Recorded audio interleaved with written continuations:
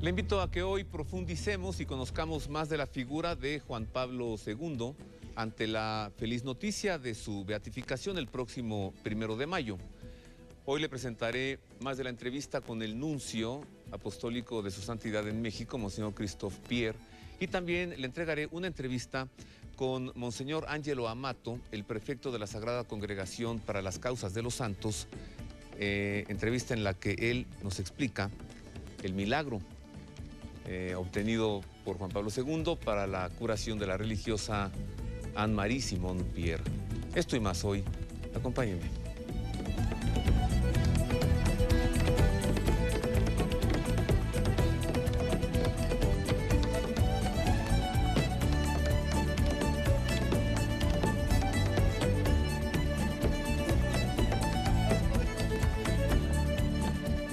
Es un gusto saludarle como todos los domingos. Sea usted bienvenido a este programa que con especial cariño y afecto hacemos para usted, La Libertad de Creer. El domingo pasado le entregamos una primera parte de 2 programas especiales sobre Juan Pablo II para reflexionar, profundizar en su figura. Hoy le entregamos la segunda parte y comenzamos con esta nota que nos recuerda el momento, aquel Angelus del pasado 16 de enero, cuando Benedicto XVI, él mismo, da la noticia de que beatificará a su inmediato antecesor, Juan Pablo II, el 1 de mayo, y también en esta nota la entrevista con el prefecto para la Sagrada Congregación de las Causas de los Santos, explicando el milagro atribuido a Juan Pablo II. Leche Alpura presenta. Queridos hermanos y hermanas, como saben bien, el 1 de mayo próximo tendré la alegría de proclamar beato al venerable Papa Juan Pablo II, mi amado predecesor. La fecha escogida es muy significativa. Será el segundo domingo de Pascua que él mismo dedicó a la Divina Misericordia, en vísperas del cual terminó su vida terrena. Todos los que le han conocido, todos los que le han estimado y amado, no podrán dejar de alegrarse con la Iglesia por este acontecimiento. Somos felices. Desde la misma ventana que el Papa Wojtyła utilizó durante más de 26 años, todos los domingos y todas las solemnidades para orar y hablar de Dios al mundo, Benedicto XVI anunció el domingo 16 de enero lo que todos los fieles esperaban desde el 2 de abril de 2005, día de regreso al Padre de Juan Pablo II. Solo han pasado 6 años y 29 días. El prefecto de la Congregación para las Causas de los Santos, el cardenal Angelo Amato, al que recibió Benedicto XVI para la firma del decreto sobre el milagro atribuido a la intercesión del Papa Wojtyła, les explica cómo ha sido posible concluir tan pronto el íter de la causa. Creo que ha habido 2 facilidades para la causa de Juan Pablo II. La primera facilidad fue la derogación de los 5 años desde la muerte para el inicio de una causa. El Santo Padre Benedicto XVI derogó este tiempo, por lo que la causa comenzó enseguida. La segunda facilidad la dio el hecho de que la causa no tenía una lista de espera, en el sentido de que no había ninguna causa antes y ninguna después, por lo que cuando se realizaban los trabajos de un determinado paso canónico, se pasaba adelante.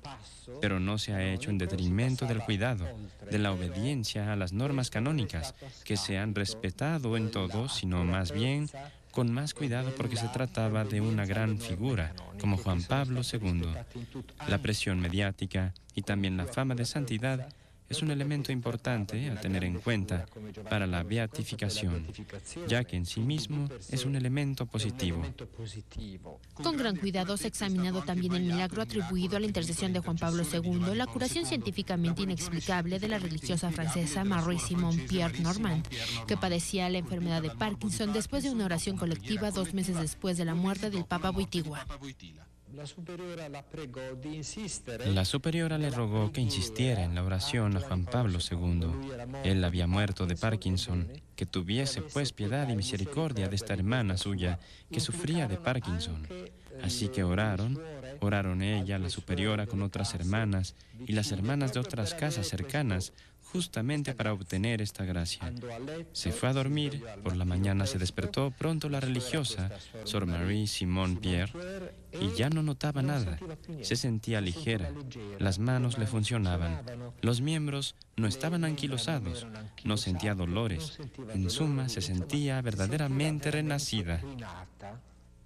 Preguntamos al prefecto de la Congregación para las Causas de los Santos cuál es el testimonio de santidad que Juan Pablo II sigue dando a la Iglesia y a la sociedad de hoy. El primer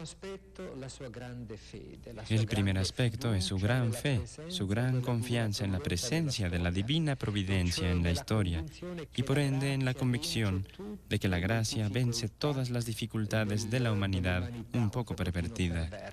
Él había vivido bajo dos regímenes, el nazi y el comunista, y había visto la implosión interna y la victoria de la verdad sobre la falsedad, por lo que confiaba de tal manera en la divina providencia que fue un verdadero profeta de bien y de paz en el mundo. Por este motivo, donde llegaba, él se creaba una cierta levadura de renovación en el bien. Y la segunda característica, además de la fe, es su carácter misionero que significaba su entusiasmo y su deseo de dar testimonio del Evangelio de Cristo a todo el mundo, por lo que los viajes son el testimonio de este impulso misionero. ¿Cuál es, Eminencia, su recuerdo personal de Juan Pablo II? La última ordenación episcopal que realizó el Papa Juan Pablo II fue la de 12 obispos del 6 de enero de 2003. Yo estoy entre estos 12 como secretario de la Congregación para la Doctrina de la Fe. Esto es un recuerdo indeleble, porque yo formo parte de los obispos que él ordenó, y por eso la cadena episcopal pasa por Juan Pablo II, pero además hay un segundo recuerdo, porque como secretario de la Doctrina de la Fe, el actual Santo Padre, Benedicto XVI, el cardenal Ratzinger, que entonces era el prefecto, me permitía acudir todos los meses a una audiencia privada del Papa Juan Pablo II, y así tenía, como diría yo, este conocimiento y este diálogo mensual con él sobre distintos temas de nuestra congregación. Vi siempre una gran atención. Cuando hablábamos, él escuchaba. Tenía una capacidad de escucha extraordinaria, porque quería comprender exactamente cómo estaban las cosas y después, eventualmente, dialogaba con nosotros, hacía preguntas, pero escuchaba muy bien. Pues sí, Juan Pablo II, el Papa Grande, el atleta de Dios, como rápido lo comenzaron a llamar, al ver la energía, la fuerza de este hombre, cómo viajaba constantemente, se desplazaba a tantos países, casi 180 países visitó Juan Pablo II durante sus 26 años de pontificado. Busqué al nuncio apostólico de su santidad en México, Monseñor Christophe Pierre, nuestro nuncio, que ya lleva aquí en México 4 años, muy buen nuncio tenemos, y le hice una entrevista para platicar sobre Juan Pablo II. Le hice una pregunta centrada en la fecha. Como sabemos, así ha sido presentado el anuncio, Juan Pablo II será beatificado el domingo 1 de mayo. Pero también ese domingo 1 de mayo será, en este año 2011, el segundo domingo de Pascua, el domingo que se llama de la Misericordia del Señor.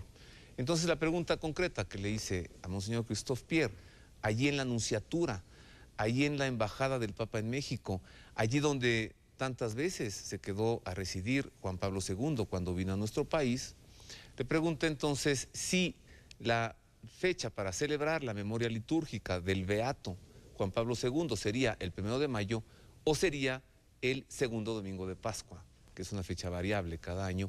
Y mire, esto es lo que me respondió Monseñor Christophe Pierre.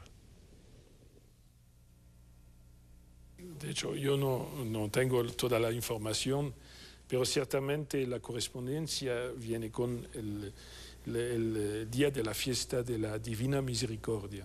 Como usted sabe, el Papa fue la persona que hizo conocer la espiritualidad de Sor Faustina Kowalska, una religiosa polaca que tuvo visiones y revelaciones muy particulares sobre la Divina Misericordia. el hecho que Dios nos llena de su amor y nos perdona con misericordia. Y entonces usted sabe que en la historia de la Iglesia algunas personas a lo largo de la historia recibieron revelaciones particulares que proyectan como una luz particular sobre una dimensión del Evangelio. Las revelaciones que Sor Faustina recibió no añaden nada al Evangelio, pero nos ayudan a poner una luz sobre una dimensión que tal vez es necesaria.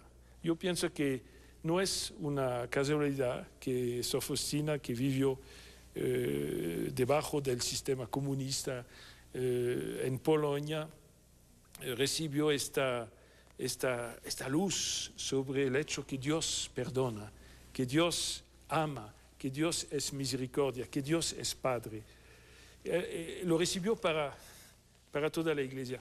Qué interesante ver que el joven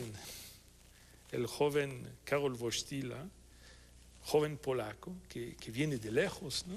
En un mundo que en este momento era separado un poco de nosotros. Había una cortina, ¿no?, de hierro, y él recibe está enterado, ¿no?, de estas revelaciones, y cuando llega al pontificado en Roma nos hace conocer. Yo me acuerdo, no sé si ustedes se acuerdan también, cuando el Santo Padre inició su pontificado, eso fue en 78, él nos ofreció como primer documento un documento sobre Cristo. ¿Se acuerda? La primera encíclica, Redemptor Hominis, Cristo, Redentor de los hombres, ¿no?